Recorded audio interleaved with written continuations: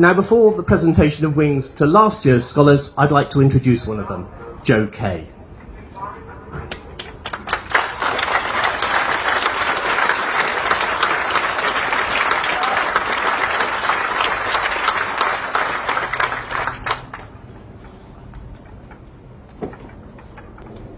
Just before Christmas 1975, when I was 9 years old, I was diagnosed with a large and aggressive bone tumour which had started in my knee and had spread into my torso.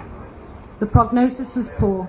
It looked like I wouldn't reach my 10th birthday, which was just a few months away. There was, however, a slim chance to save my life through a very rare and extreme type of amputation, followed by a year of chemotherapy. When I was told the news, I was shocked to the core, but also understood that I had to accept what was happening. I was extremely lucky to survive. Other children in the cancer ward had lost their lives, so I wanted to make every effort to live my life well. Growing up with this disability meant facing many challenges, and I did my best to deal with each hurdle. I went on to gain a degree in fine art and had a career as a programme maker with the BBC. I travelled around the world on my own and ran my own business as a fine artist. But it took a lot to do these things as an amputee, and being on crutches all the time, I was suffering from pain, fatigue and physical strain day in and day out, which jeopardised the freedom and opportunities I'd worked so hard at to retain. The thing I wanted was to find someone who could make me a prosthetic leg to combat many of the problems I was facing. Since childhood, I'd always battled away to get a good artificial limb, not just for me, but also for the other small numbers of people like me. But because of the rare and complex nature of the amputation, research into this area of prosthetics is mostly neglected. I realised after many years that trying to find a solution was completely wearing me down. I felt too defeated and didn't want to face any more disappointments over it. I knew that I needed to throw in the towel with this lifelong goal, and so I did. Around about the same time, I was at an air show. I've always loved aviation, and as I watched the planes overhead, I remembered something about a charity that gave disabled people the opportunity to learn to fly. That evening, I googled the relevant details and up came FSDP.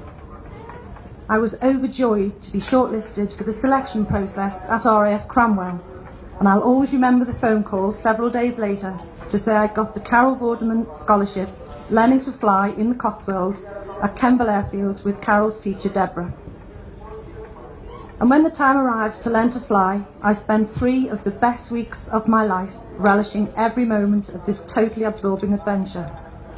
I was incredibly fortunate to have Deborah as my flying instructor.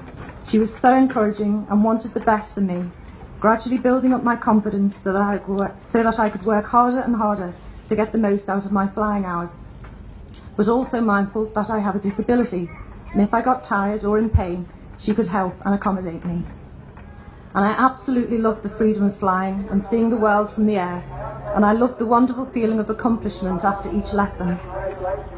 On the last day of my scholarship, Deborah said I was ready to do my first solo. I took a huge, deep breath and went for it. And what a powerful feeling it was to land upon the runway alone and take off into the sky to complete a circuit around this airfield which had become my home.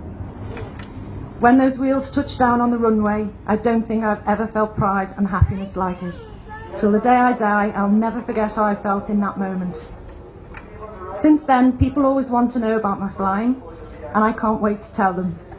And I also can't seem to have a conversation with anyone without mentioning the words aeroplane or Kemble Airfield. I'd been given a gift to learn to fly, and it felt momentous. But the gift of flying also gave me another gift, which was that I'd been able to put my life into perspective. In the painful process of letting go of a lifelong, seemingly unreachable goal, FSDP came into my life and allowed me to experience the thrill of flying and a feeling of accomplishment, all without any battle.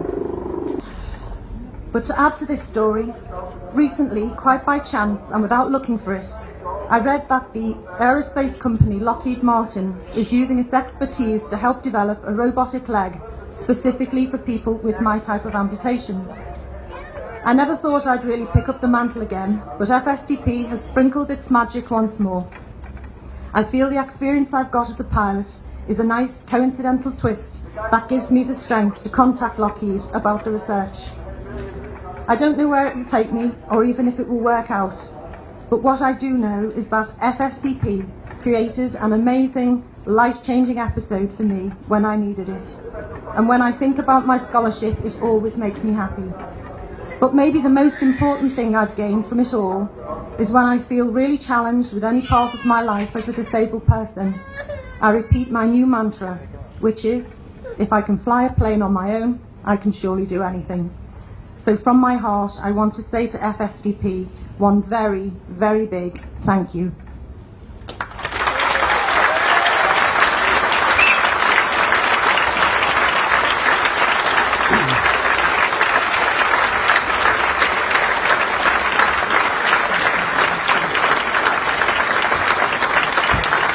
And I think it goes without saying that FSDP would like to say a very big thank you to Joe for sharing that with us.